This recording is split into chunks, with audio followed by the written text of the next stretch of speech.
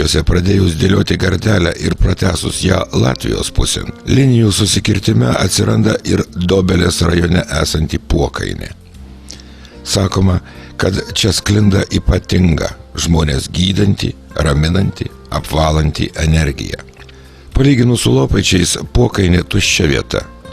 Tačiau žmonių potyriai, spėjami entuziastų radiniai, mokslininkų atsiliepimai, versijos ir tyrinėjimai sukėlė tokią susidomėjimo bangą, kad ši vieta jau beveik vienareikšmiškai vos ne žmogui palankios energijos sandėlių vadinama.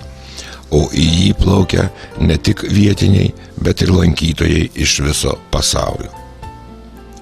Matyt, vis dėlto dar yra iš žemės sklindančią energiją jaučiančių žmonių, kurie savo jausmus pasakoja kitiems, šie skleidžia plačiau, dar prisideda žiniasklaida ir Lopaičiai tampa visuotinės traukos objektu. Mažesnių akmenų apsuptas didesnės pagimdė versija, jog šioje spėjamos šventvietės vietoje Aitros upelio šiaurinėme šlaite gali būti palaidotas žynys. O akmuo su žmogaus rankomis iškaltų laivelio simboliu žymi žynių kapinių ribą. Jeigu kada nors paaiškės, jog čia iš tikrųjų kapinės, jos įrengtos pagal daugelio tautų tradiciją – už upės. Žmogaus rankomis iškaltas laivelio simbolis kartojasi natūraliai atsiradusioje akmens nuoskaloje. O pats akmuo rastas Lopaičiuose prie spėjamo žemėje iškasto tokio pat simbolio.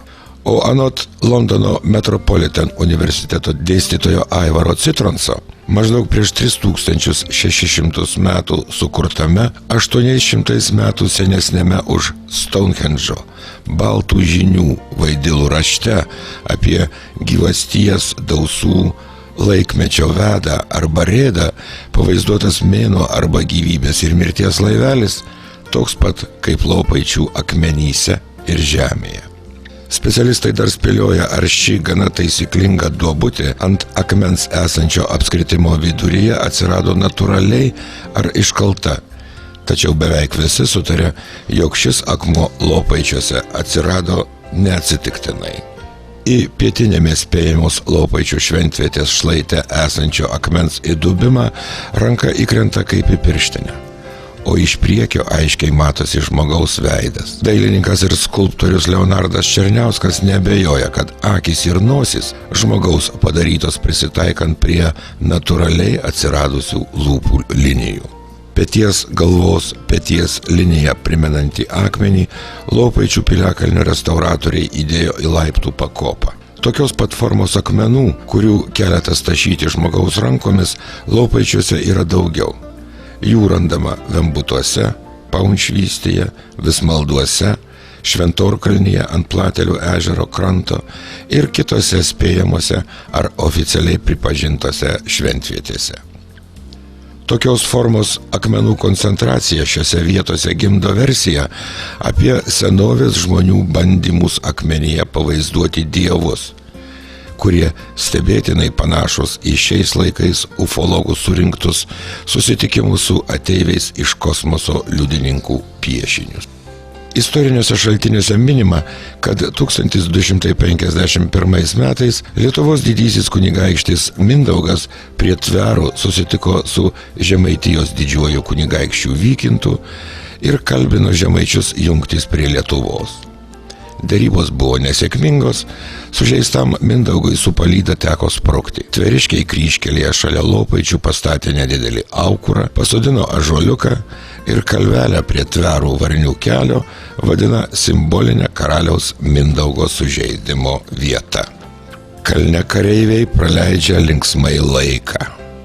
Jiems ten taip gerai einasi, kaip jokiam ciesoriui ant žemės.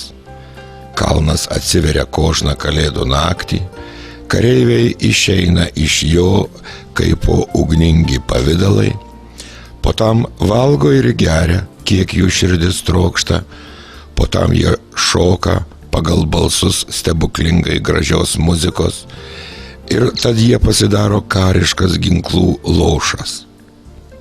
Ant pusiaunakčio jie grįžta atgal į kalną, kurs užpakalyje jų vėl užsidaro. Taip byloja Edmundo Vekensteto užrašyta žemaičių legenda.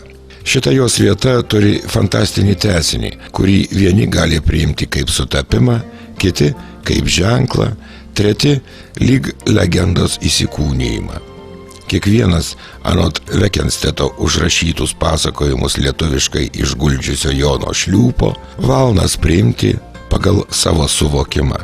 Bet 2006 m. gruodžio 25 dieną, per pačias Kalėdas, saulei jau nusileidus, 3 minutės po 5 vakaro, telšiškis Linas Gintalas fotografavo savo šeimą šalia Lopaičių piliakalnio esančioje spėjamoje žemaičių pagonių šventvietėje, prie vėlgi spėjamo, tačiau itin gausiai lankomo dolmeno. Plika akimi nei Linas, nei jo žmona, nei sūnus nieko nematė.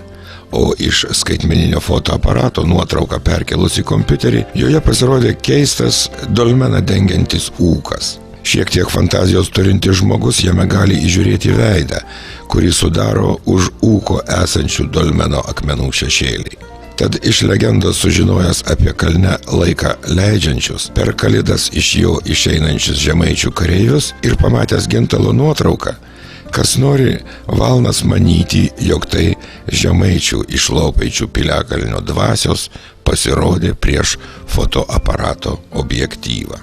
Rietavo miškų urėdijos užsakymų rekonstruoti Lopaičių piliakalnis, kelias iki šventvietės, jau paruoštas ir pažintinio tako per Lopaičius projektas. Atsiras čia patogus eiti takai, laiptai, suoleliai poilsiui, rodyklės. Miškininkų kalba tai vadinama rekreacija, kuri skirta padėti žmogui būti arčiau gamtos, pailsinti nuo paklaikusio bėgimo per gyvenimą pavargusi kūną. O jeigu čia apsilankę žmogus dar ir prisiliečia prie praeities, atranda ne tik jos pėdsakų, bet ir norą geriau ją pažinti, tai galima vadinti ir patriotinio auklėjimo pradžia. Žinoma, ne viskas dar surasta, ne viskas suprasta, tačiau ne viskas ir prarasta. Jokių būdų visko, apie ką čia kalbėjome, nereikia priimti kaip neabejotinos tiesos. Bet jeigu ši trumpa pažintis atves į noro pažinti gamtą ir jos dėsnius taką, savo tėviškės praeitį, Rietavo miškininkų darbas nenueis veltui.